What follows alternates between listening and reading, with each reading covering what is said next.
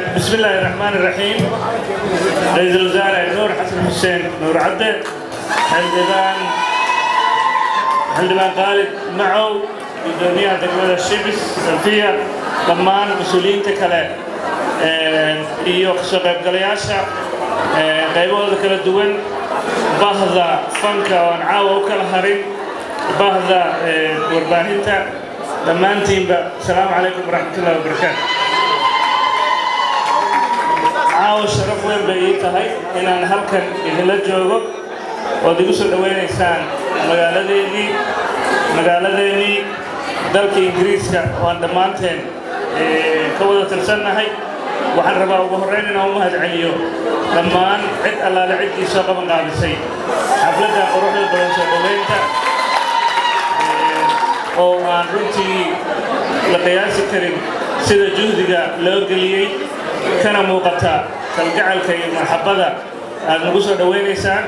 sidoo kale waxaan rabaa inaan u mahadceliyo dhammaan dhallinyaradii iyo shakhsiyaadkii tan iyo markaan imid magaalada ilaa iyo hadda garab taagnaa meel walba la joogay iyo dhammaan jaaliyadihii iyo shakhsiyaadkii aan kulannay oo aan xog isweydaarsanay dhammaantiinba aad iyo aad baan idinkaga mahadcelinayaa. sidaa la socotaan anigu waxaan ka mid ahay barbajoogta Soomaaliyeed. xafladdan iyo soo dhaweyntaanna 10 sano ka hor anoo London ka tegey. hadda weli waxaan dareemayaa inaad weli i xasuusataan, inaad weli igu dhiirigelinaysaan hawsha aan qaranka u hayno. waxay ka tarjumaysaa inaad raalli ka tihiin sida waddanka horumarka u samaynayo iyo sacrifice-kii aan samaynay oo in dalkeenna aan ku laabanno horumarka jirana aan gaarsiino inay ahayd mid sax ah. intaas inaad qiraysaan ayaan markhaati ka ahay, annagana nagu dhiirigelinayso inaan sii dardargelinno howlaha muhiimka ah ee bulshada u hayno. sidaa la socotaan muddadii aan London joogay waxaan ka mid ahayn dadka jaaliyadaha u doodayay sidii dalka dib loogu laaban lahaa, sidii Soomaaliya cagaheeda isugu taagi lahayd 2003 ilaa 2008 runtii ololahaas isaga ah dhammaan barbajoogta Soomaaliyeed meel walbo aan u qaylo dhaaminayna wuxuu ahaa mid lagu guulaystay. ha noqoto shirkii Leicester ku qabanay 2007 ha noqoto safaradii aan ku tagnay gobollada iyo qaaradaha dalka iyo sidoo kale safaradii aan ku tagnay dalka Kenya markii la dhisay dawladdii markaas federaalka ahayd. intaasba waxay noqonaysaa in maanta aan u jeedno baraheedii oo aan aaminsannahay Soomaali baa u maqan cid walba raba inay u istaagtana ay tahay shakhsi kasta oo Soomaaliyeed annaga naga mid ah. intaas kadib waxaan Muqdisho joogaa muddo 10 sano ah. waxaan dareemayaa inaan maanta ahay safiir dhaba oo dirsateen. waxaan dareemayaa inaan ahay shakhsi u istaagay in waddanka cagihiisa isku taago. intaasna dhiirigelinta adcaawa halkan nagu siiseenna waxay noqonayaan mid 10 sano kalena nagu sii dhiirigelisa inaan sii laba jabaarno dadaalkeenna si dalka cagihiisa isugu taago. intaas ka sokow waa la socotaan oo dalka marxalado kala duwan buu soo maray 2000 ilaa 2008 muxuu ahaa ilaa iyo haddana uu marxalado kala duwan marayo. taasna waxaa maanta aan joognaa marxalad ka duwan marxaladihii hore, marxalad caalamku aqoonsaday dowlad federaal ah oo shaqaynaysa. caalamku u istaagay in Soomaaliya maanta ay diyaar u tahay inay noqoto dal xor ah qabsan kara howlahooda, dowladnimadooda iyo nidaamkoodina aad u hagaagsan yahay. sidaa la socotaan waxaan ka imid magaalada Brussels oo ka dhacay shirkii iskaashiga Soomaaliya oo runtii madashaasna ahayd madal madaxweyne Maxamed Cabdullaahi Maxamed Farmaajo wafdi uu hogaaminayay oo dowladda federaalka iyo maamulada iyo gobollada madaxdooda dhanna halkaas isugu tageen. ujeeddaduna ahayd in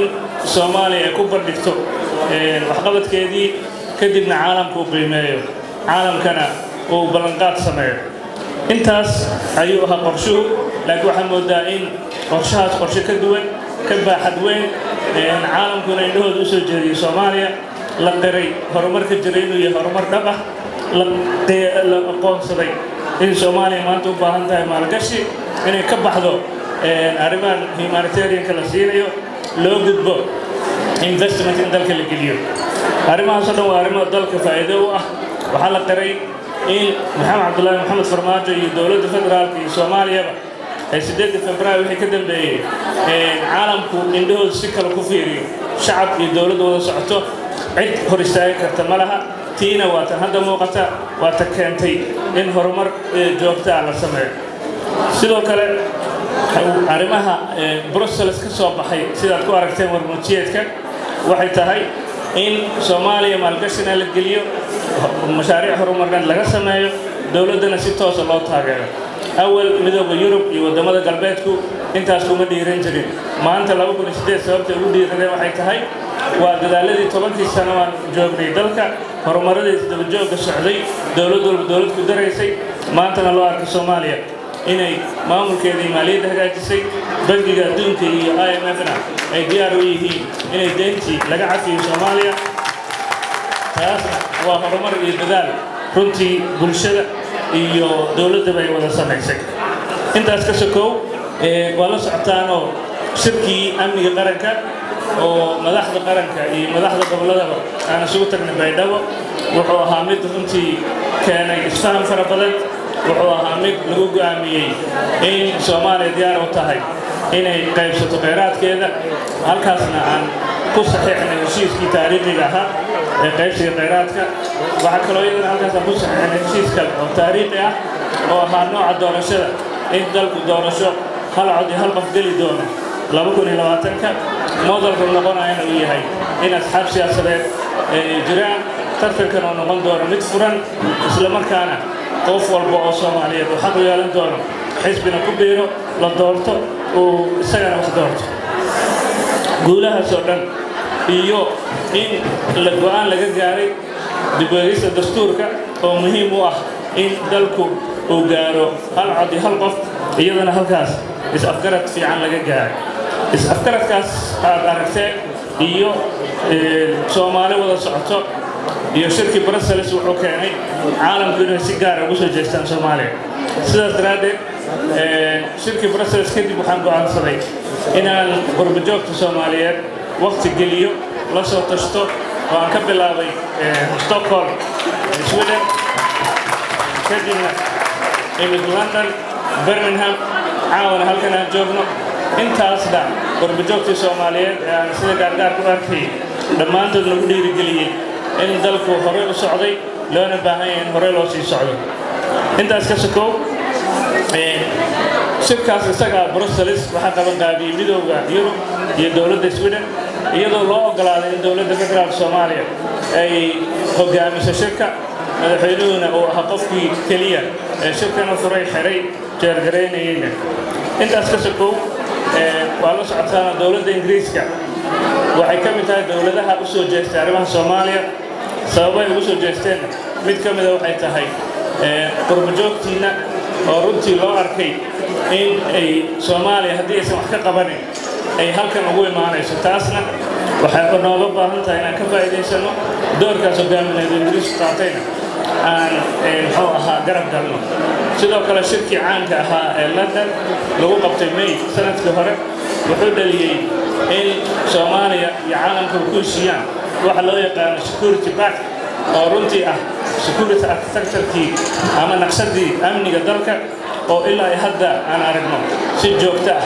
in loo address gareeyo waliba si comprehensive approach to security wax loo yaqaan arrimahaas oo dhan waxay keeneen in lagu heshiiyey transition plan ciidanka xoogga dalkana la horumariyo isla markaana ciidanka AMISOM tiradooda la yareeyo intaas oo dhan marka waxay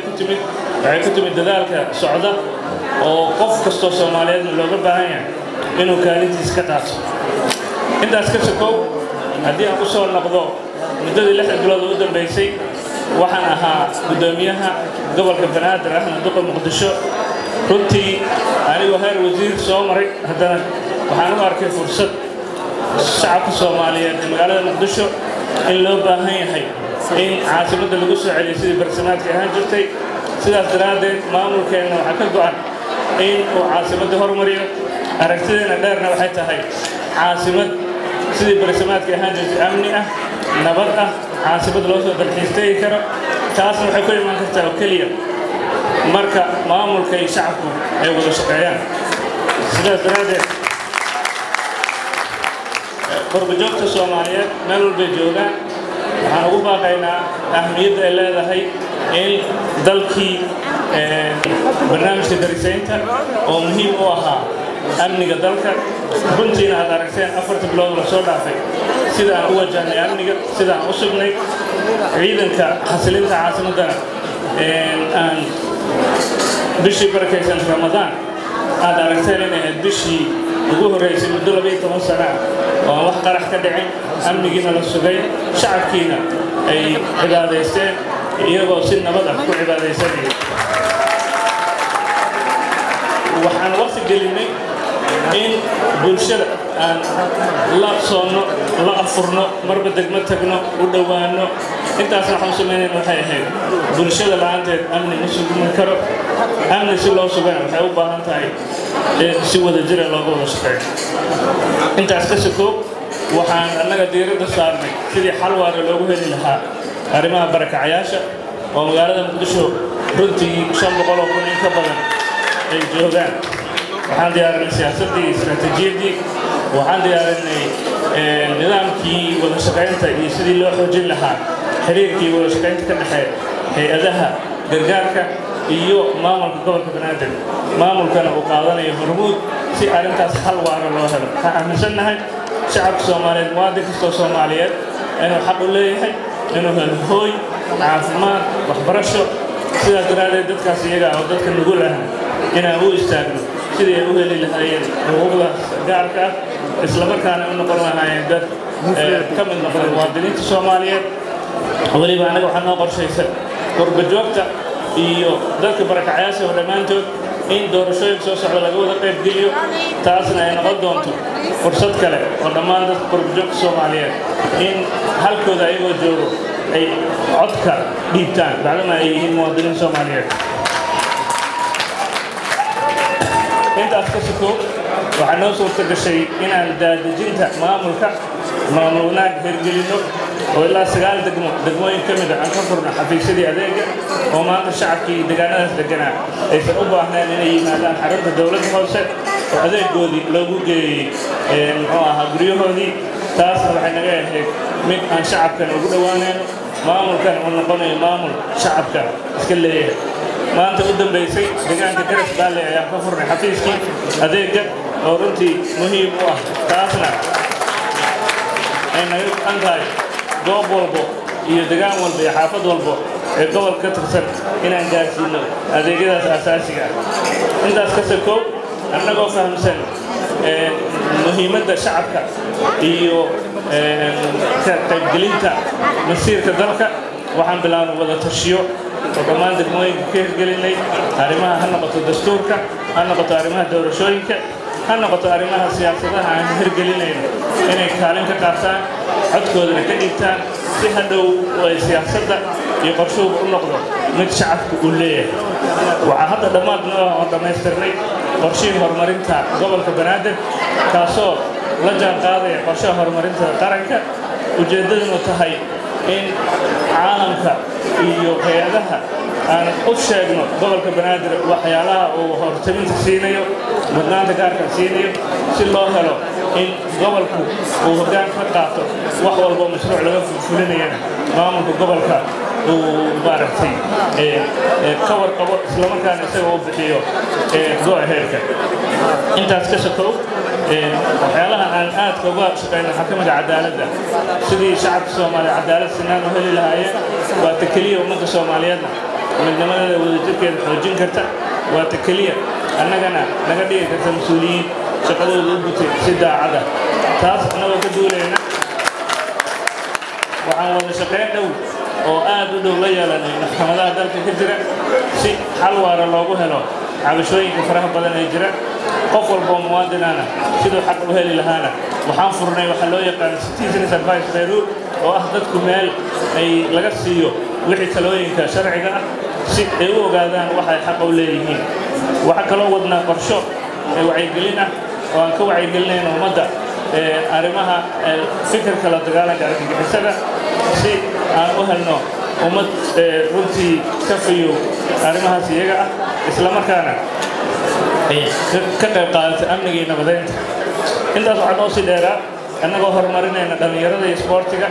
waxaan ku qabanay magaalada muqdisho bishii abril mini marathon oo markii ugu horreysay dalka laga hirgeliyo taasna aad aragteen sida loo soo dhoweeyey sidoo kale waxaan hirgelinay in cayaaraha gabdhaha ama baasketka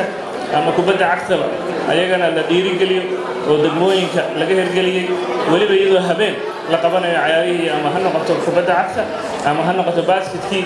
taasna ay keentay amnigii nabadda ka hirgashay caasimadda amni waa perception qofka shacabka hadduu aamino inuu amni helayo waa helaya hadduu aamino in amniga laga baqdigelin karana dhib bay keenaysaa annaga waxyaalaha aan u horumarinayna bulshada isdhexgalkeeda horumarkeeda la tashigeeda waxay tahay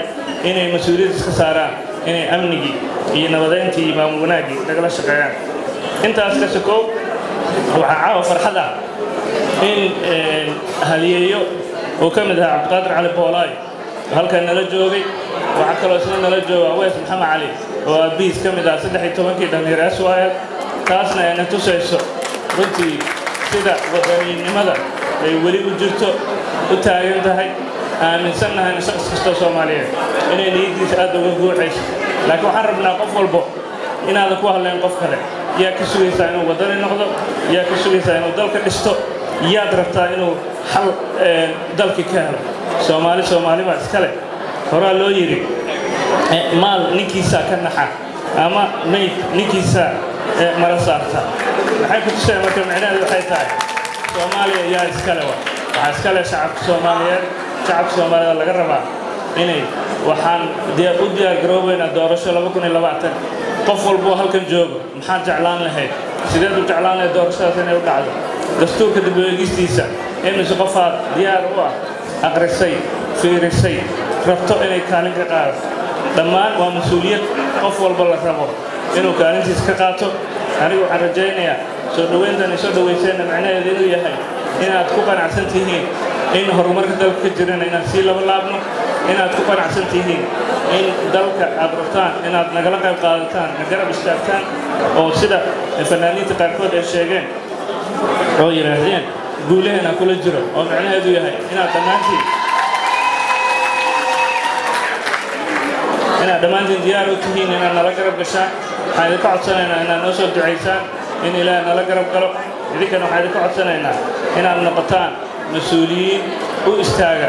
in halkan aad joogtaan aad kaalin ka qaadataan qof markuu wax isku taro ayuu ku tari karaa shacabka sidaas daraadeed